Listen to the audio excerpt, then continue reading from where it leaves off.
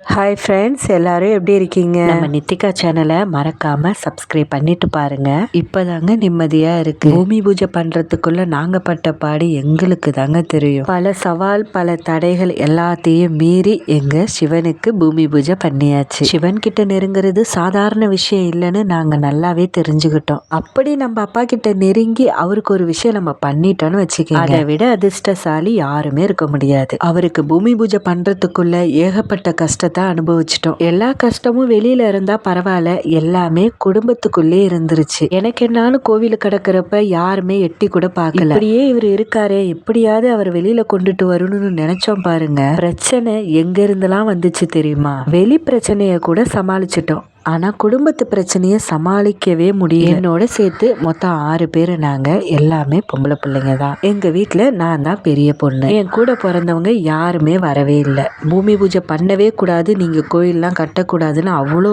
எதிர்ப்பு. நாங்க சொன்ன நாள், சொன்ன தேதி, சொன்ன நேரத்துல பூமி பூஜையை செஞ்சு முடிச்சிட்டோம். அந்த பூஜை செய்யற வரைக்குமே எந்த பிரச்சனை எங்க இருந்து வரப்போகுதுன்னு பயந்துட்டு தான் இருந்தோம். எந்த அளவுக்கு பயப்படுறோன்னு பாத்தீங்கன்னா, போலீஸ் ஸ்டேஷன் வரைக்கும் போய் எல்லாத்தையும் சால்வ் பண்ணிட்டு வந்தேன். அப்படி இருந்தும் எங்கடா பிரச்சனை வரப்போகுதுன்னு ஒரு யோசனையோடயே இருந்தோம். எந்த டேட்டையுமே மாத்தல, சொன்ன நேரத்திலேயே செஞ்சுட்டோம். கோவிலை கட்டணும்னு நினைக்கிறதுக்கு முன்னாடி வரைக்கும் எல்லாரும் ஒத்துமையா தான் இருந்தோம். இன்னைக்கு அப்பாவுக்கு பூமி பூஜை போட போறோம், கோவிலை கட்டணும்னு அதுக்கு ஏற்பாடு பண்ண ஆரம்பிச்சோம். அங்க இருந்துதான் மனக்கசப்பு வந்துச்சுன்னு தெரியல, ஏகப்பட்ட பிரச்சனை வந்து. ஆனா எல்லாரும் ஒண்ணு கூடி இந்த டேட்ல செய்யலான்னு சொன்ன அந்த விஷயத்த மட்டும் நாங்க மாத்திக்கல. ரொம்ப உறுதியா இருந்து எது வேணாலும் நடக்கட்டும், அந்த தேதியில செய்வோம்னு சொல்லி நம்பிக்கையா இருந்தோம். இப்போதைக்கு எங்களுக்கு உறவா இருக்கிறது எங்க சிவன் மட்டும்தான். எங்களுக்குன்னு உறவு யாருமே இல்லாம போச்சு. எங்க கிட்ட இருந்து சில பேர் ஒதுங்குறாங்கன்னா கண்டிப்பா அது எங்களுக்கு நன்மையா இருக்கும்னு நாங்க முழுசா நம்புறோம். எங்களை புரிஞ்சுக்காத உறவு எங்க கிட்ட இருக்கிறத விட விலகி இருக்கிறதே நல்லதுன்னு நினைச்சுக்கிட்டோம். ஓம் நமச்சிவாய.